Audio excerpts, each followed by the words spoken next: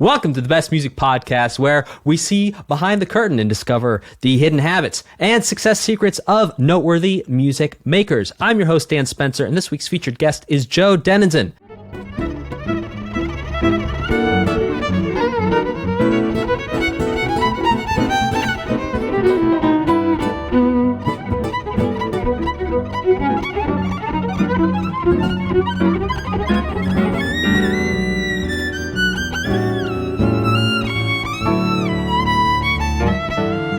Joe Deninzon has been hailed by critics as the Jimi Hendrix of the violin because of his innovative style on, get this, a 7-string electric violin. Joe has worked with The Who, 50 Cent, Sheryl Crow, Bruce Springsteen, Phoebe Snow, Everclear, Ritchie Blackmore, Smokey Robinson, Aretha Franklin, Les Paul, and as a soloist with the New York City Ballet, Jazz at Lincoln Center. If that's not an impressive CV, I don't know what is. Joe is a lead singer and electric violinist for the progressive rock band Stratospheerius, which has released 5 critically acclaimed CDs.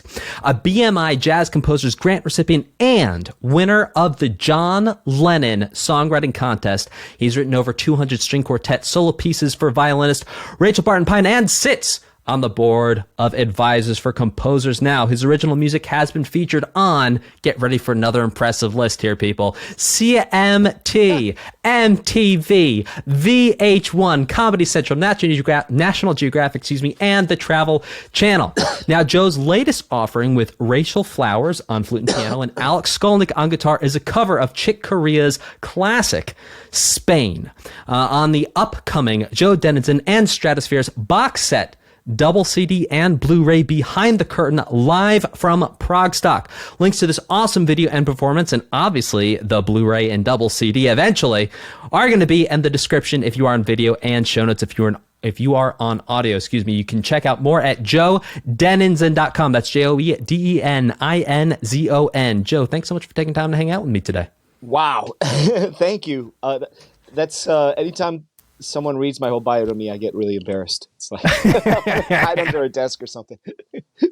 That's funny. Man, I don't know what to say after that. But thank you for having me. It's great talking to you this morning, and appreciate you featuring the music. 100%. Yeah. So, Joe, what we do here, as I'm sure you figured out from our emails back and forth, is we're trying to figure out what you've done really well in your career so far, and also figure out the mistakes you've made, so we can all learn from your successes and your mistakes and move the conversation about what it means to be a music maker forward into the future. So let's start with some lifestyle things, some basic self-care things. So what's the number of hours of sleep you need to feel no negative impact on your performance and creativity the next day? 6. I would say, yeah, if after 6, although I've been known to do okay with 5, but yeah, I would say 6 is a safe answer. I'm lucky to get that, but I shoot for it, Yeah, you are a busy guy for sure. Have you ever tried using mindfulness or meditation to impact either your performance or your creativity? You know what I do? I run. And that I did it this morning, right before talking to you, and it helps clear my head and help me focus on the day. And that's kind of, I get into a meditative state when I do that. I'm a distance runner, Sure. So how do people in your life around you support your ability to make music and be creative?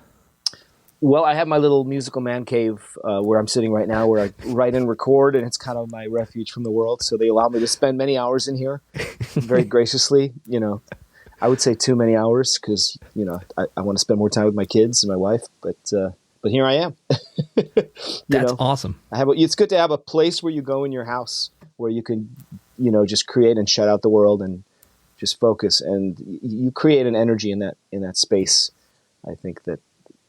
It's also, I've read that it's important to have it be a consistent place where you go and do your thing, whatever that thing is, Yeah, they talk a lot about productivity and, like you say, creating an energy or a continual input into your neural pathways of, when I'm in this space, I feel creative, I am working, I am focused, and when you have that reaffirmed, then it can turn into really cool things. So Let's talk a little bit about success, because success can be measured by many different metrics, but how do you define success for yourself?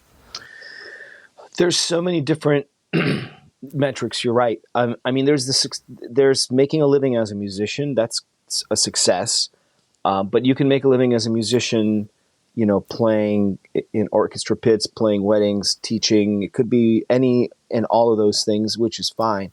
But for me, above that is making a living as a musician, playing creative music, whether for yourself or with others. And especially if you're making a complete living playing your creative music that you write, that's, to me, the brass ring. I'm not there yet, you know, but some people are cool just being the side man or the side woman, and that's okay. But other people need to scratch that creative itch and express themselves. I'm one of those people. I have to have an outlet for my voice. I feel like I have something to share with the world, and I need to express it, you know. I just feel compelled to create and do my thing. So I try to carve out a space for that in my life. And of course, I would love for that to be the only thing I do, or, you know, a bigger chunk of my income, so to speak. But that's the goal. Yeah. So it's different metrics of success for sure. So do you think of yourself as a musician, a human who plays music, or something else in terms of your self-identity? Well, I would say musician, you know, but that's what I am professionally. You know, I'm also a father and a husband. So, you know, it's all three of those things, you know. What would your number one piece of advice be for anyone who is trying to do music in terms of achieving goals? Because clearly, to get to the place where you are, you have achieved many of the goals that you've set for yourself. I would say, don't listen to naysayers. Follow your heart. Put in the work, and be ready to sacrifice time and money, especially if it's something you really believe in that you want to do. You know, try to find a balance between, you know, personal life, family, friends, and professional life, which is hard because sometimes when I get really busy, it just eats me alive, and I have no time for anything else or anyone else. It's a feast or famine kind of business, you know. So it's challenging. I'm still working on that. But I would say, yeah, reiterating what I said before, carve out a piece of your life where you could be creative and do what you want to do. Yeah. And what's the number one mistake around achieving goals that you've learned to avoid in your career and in your life? I think it's the way you interact with people. You know, you can get the same results with, you know, while also respecting people, and it's the way you present yourself, the way you exchange ideas, and the way you just respect colleagues and that you work with, regardless of your personal opinions of their music or anything else. You know, there's a certain the second thing, actually, if you're providing a service for somebody, if you're an artist, and I guess this could apply to any career, you have to compartmentalize. This is the kind of gig where I might not like what I'm doing creative artistically, but I want to make these people happy because I respect these people. And I respect myself enough not to phone it in or do a half-assed job. That's huge. And That's huge. And then compartmentalize when it's your project, you know, and recognize the difference, and don't mix those two, because then you're just going to be a bitter person, you know, and you're not going to get hired. So let's talk a little bit about practice, Joe. Do you have a time or times of day that you like to practice? Well, the safest time is the morning, because my kids are at school. My wife is at work most of the time, and I'm alone in the house, and can hear a pin drop. So it's my time to focus and get my stuff done. And, you know, later on in the day, things get crazy. I got to run to a gig, or, you know, I got to do something with the kids. There's no time to really sit still. Right now, how are you dividing your practice time? It's really project oriented. It depends on what I have coming up. I mean, last week, I was doing this concert with the Who, and then Sweet Plantain, my string quartet. with James Carter and Curtis Stewart. So I had to work on that music. Then I had to learn music for 4 different bands at ProgStock that I was playing with. That's a lot of fans. So that was my focus that week. This week I'm working on Renaissance music because we're touring with Renaissance starting next week, and I'm the concert master. So I have to get all that music together for the strings and be in touch with the music director for any corrections, and also still finding little mistakes on our. Well, that's not practicing; it's just work. But the live DVD stuff, and I go through periods where I don't practice much. If there's business things or promotion things that I'm focused on, it's practicing is a different thing than it was for me when I was in my 20s, for example. Yeah, for sure. So when you were in your 20s and you were, I'm assuming, practicing the most in terms of volume you practiced in your life, what was like your maximum hours per day you were putting in? I think 6 to 8 hours. That's significant, yeah. Although I wouldn't recommend it. Really. No, neither would I. Because it's a myth. I tell people, man, you don't really have to practice 6 hours a day, because after about 3, you get physically and mentally tired. And you stop focusing, you start zoning out. I'd rather focus 2 or 3 hours and then, work on your social media, build up your brand, or, make some calls to get some gigs. Yes. Go out for a beer with somebody or live, live or network, whatever. Yes. That's also part of your practice regimen, because there's many ridiculously talented people with mad chops that are sitting in their rooms that no one's going to hear because they didn't do those other things. They just practiced all the time, and you have to kind of water all parts of the garden, so to speak, What do you think your number one piece of advice for practicing for it, regardless of instrument, would be? Budget your time, prioritize what you need to do, and also leave time to be free. Leave time to just jam.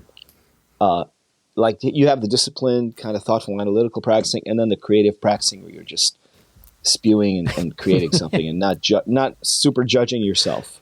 Because especially this exists with classical musicians. Because I come from a family of classical musicians, and I grew up around classical cats, and they're wired very differently, and there's this emphasis on perfection and do exactly what your teacher says, and you're not allowed to have an opinion until you're 22 about music, and as a result there's this constant second guessing yourself and fear of making a mistake and fear of making a sound in front of anybody that's not super rehearsed to death, and that's a horrible mental state to be in.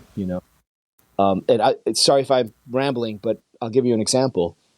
I had my wife's in the New York Philharmonic, and we had a party at our house, and I invited my friend who is like an Italian gypsy percussionist, and she does drum circles and just these jam sessions, and she was passing out tambourines to people, and it was a weird mixture of people, and everybody. And in most situations like that, where we'd get into these drum circle jam sessions that would last all night, everybody would be cool and just playing, even if they barely play, could play an instrument. Everybody in this social group just froze like a deer in the headlights, and oh my God, I can't do that.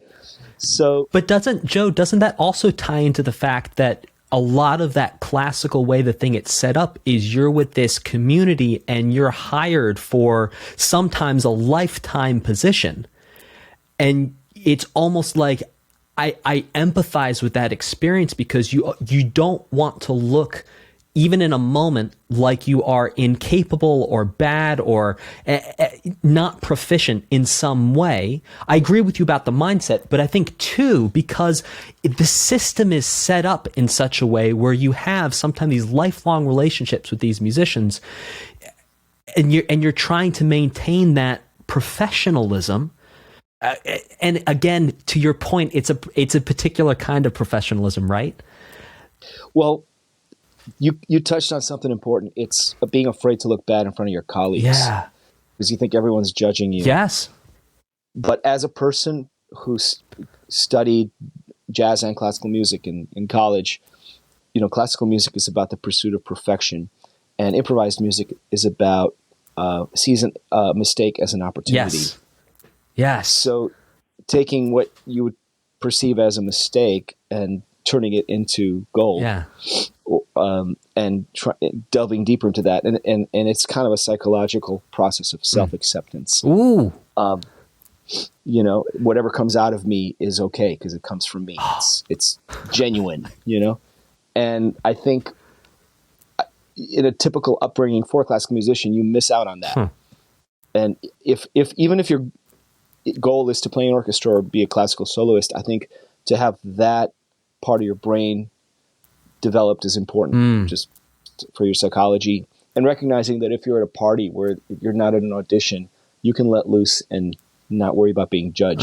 So it's something I've kind of come around to over the years that, you know, I don't think negatively of anybody. I just wish, you know, certain people had that experience and were able to work on that part of their psyche, you know. What do you think the number one mistake you've learned to avoid in practicing? Do you think it's really that like focus truly is a limited resource, or do you think it's something else?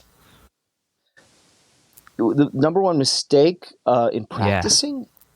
Not like a technical, like a trill or something, but just like sort of meta, like the approach of it. I gotta think about that. Overthinking something, or knowing when to step back, and that when you're hitting a wall, when to just go do something else and come back with a fresh perspective, and all of a sudden you'll find what you were missing. You know, the first How time long do you think someone, because there's a trade-off there, right? Because sometimes you hit a wall and you're able to overcome it there in the moment just by taking a breath, resetting, refocusing. What do you think your advice would be for someone when they're hitting a wall, for how long to try for it, and at what point to sort of call it quits and go have a state change and do something else? That's a hard one. You just know. I think if you're working on a passage or a piece of music, or trying to write something, or you know, working on a technique, and you feel like nothing is changing, I don't know. It could be half an hour, it could be an hour, but everyone knows where they've kind of hit their limit. You have to figure that out for yourself, and it could be either taking a break, taking a walk, or just going to work on something else and coming back to the first thing. Or, you know, if it's late at night, just go to bed. You'll get up a little earlier. You'll have a fresher head, and all of a sudden everything will make sense. It's happened to me many times. What a radical practice technique. Go to sleep. Go to sleep, man. Seriously. Right? Joe, with creativity, do you take any steps to protect your creative space? You talk about how you have sort of like your music man cave, but do you take in, and that's obviously your physical space, but how do you protect your mental space to sort of keep a clean slate to create and do things like that?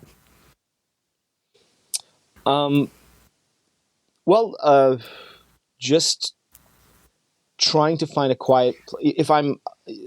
You mean when I'm writing, or when I'm composing? Well, okay, when being creative matters. So I'm assuming that's when you're writing, not when you're necessarily like trying to like just absolutely nail the violin solo off of Baba O'Reilly, which I'm assuming is something you do when you play with the Who. Actually, it is not. It is not. The person I play in the orchestra, this is a crazy story. The person that does that solo, the touring violinist, is my friend Katie Jacoby. Really? And Katie is amazing. She's great. And she's like my little sister. And when Katie was 14, her mom emailed me and said, Katie heard about me, wanted to take lessons. And she lived in Delaware. So every Sunday they would drive up from Delaware to New Jersey, 3 hour drive. And we'd do like 3-hour lessons. Starting when she was 14. And then when she was 16, she joined School of Rock in Philly, the pilot program. And one day she comes to me and goes, we're doing Baba O'Reilly and I need to learn the violin solo. Can we work on it today? I'm like, yeah, let's figure out the violin solo to Baba O'Reilly. So 10 years later, she's playing the violin solo for Baba O'Reilly, and I'm sitting there in the orchestra. That must be such an amazingly gratifying moment as a teacher. My work here is done. Yes. But yeah, I'm not going to go around saying I'm playing the solo, because I'm not. I'm happy to be there, and it's a cool experience. I'm happy for her, and she's done a lot of great things with her career. So yeah, But what was the other question? You had an earlier steps question. to protect creative mind space. Well, not answering the phone, that's the hard part. I'm getting notifications all the time about this, about that, social media. And then what angers me and frustrates me is the amount of platforms you have to maintain now as an artist or as any entity, because you have a podcast to promote your brand. Facebook, Twitter, Instagram, TikTok, I can go on and on and on. And there's this constant list of things, and hours can go by. Got to do your Patreon, your website, your email blast, this and that, and there's no time to make music. I mean, and then on top of that, if you're a father of two, and and then you have gigs and a day job, I don't know how people manage. A lot is expected of artists these days, and everyone. It makes it sound like it's easy, or everything is DIY, right? But there's only so many hours in the day. So that all being said, I just try to shut out the world during the designated time that I have, because I have limited time, and just focus. Sometimes it doesn't work, but I really make the effort. And that's the key. I turn off my phone and, don't respond to emails for whatever that period of time is. And that's why I like the idea of artist retreats, where, you're out in the woods and you can just create, Do you have a time or times of day where you feel more creative in general?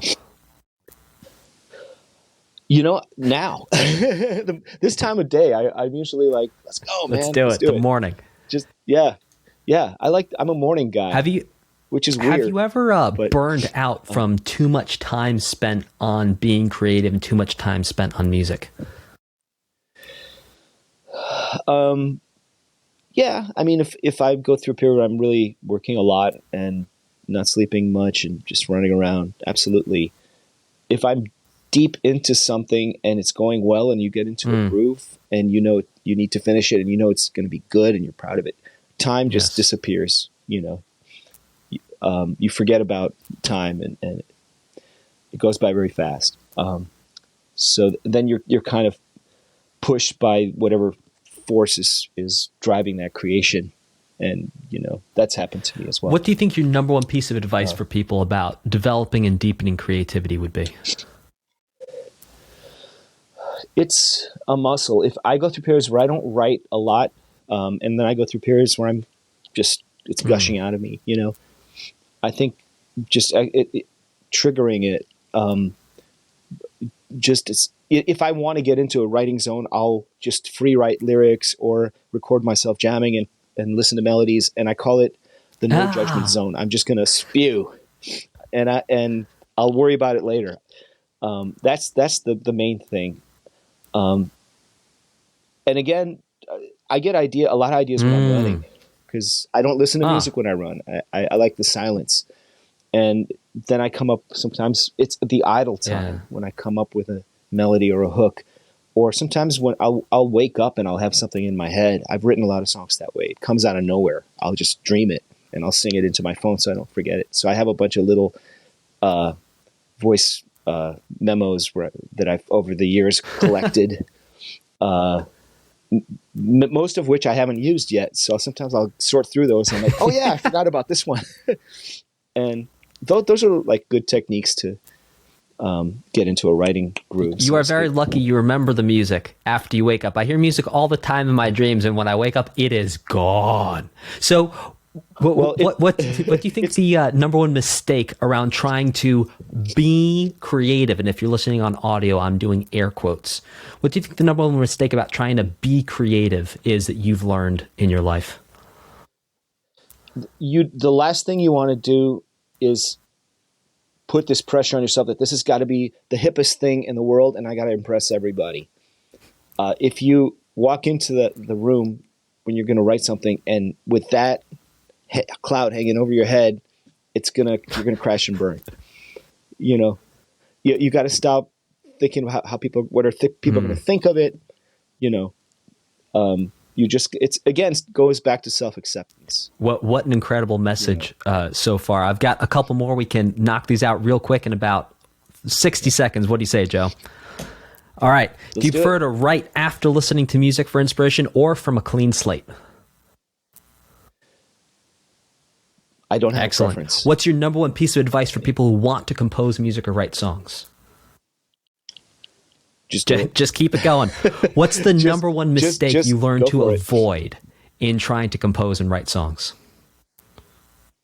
The relentless pursuit of hypness. Man, if you don't have an album called The Relentless Pursuit of Hypnus, I'm just saying, that sounds like a good title.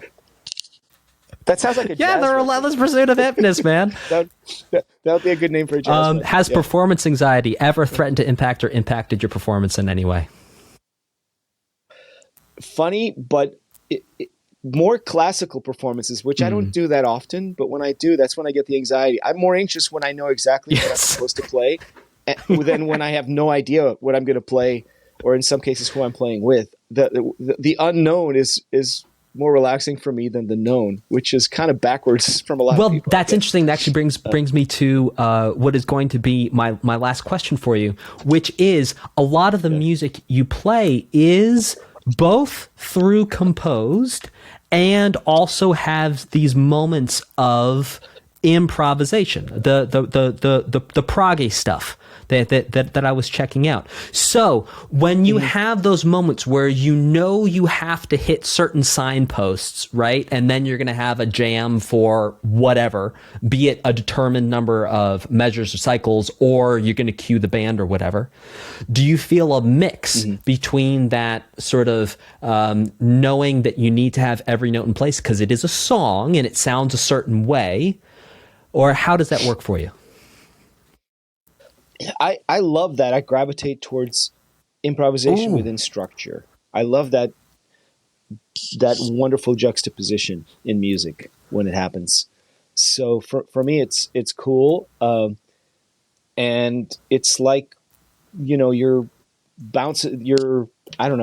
playing basketball, passing this ball between back and forth and going for the shot. It's a team effort. Everybody's tuning in and listening to each other, and that to me is exciting. It's chamber music. It's the same in my string quartet. It's the same in Stratospheerius, in my band. It's the same process. You're all kind of really tuning in on each other and trying to lift each other up. And there's the open solo sections, and a lot of times I kind of know what I'm going to play, but it always goes to you sort of have an outline. I'm thinking of like John Petrucci, who will always have an outline of his solo, especially as I'm sure you've experienced with especially virtuosic sort of passages. You want to have those down, but what happens in between those perhaps is changed out. Yeah. And as a result, the song is never played the same way twice, ever.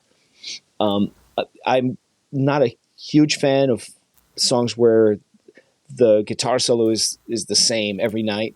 Then again, there are some iconic songs where the fans know the solo as well as the melodic hook. So they're going to sing along with the guitar solo, which is a testament to that person because they created a solo that everyone sings along with, which is pretty cool.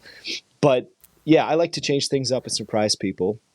And I guess that's what attracts me about progressive rock is you can have that juxtaposition and people will go along for the ride. And it could be a little more free and wacky and atonal and whatever, or it could be very structured. Well, Joe, thank you so much for your expertise, your wisdom, your knowledge, and for your time to come hang out with me and share your experience. You can check out Joe's latest offering with Rachel Flowers and Alex Skolnick, and it's a cover of Chick Corea's Spain. It's on the upcoming Joe Deninzon and Stratospheerius box set, double CD and Blu-ray Behind the Curtain live from ProgStock. Links to that video and performance are in the description if you are on video, and in the show notes if you are on audio. Joe, thank you so much for your time.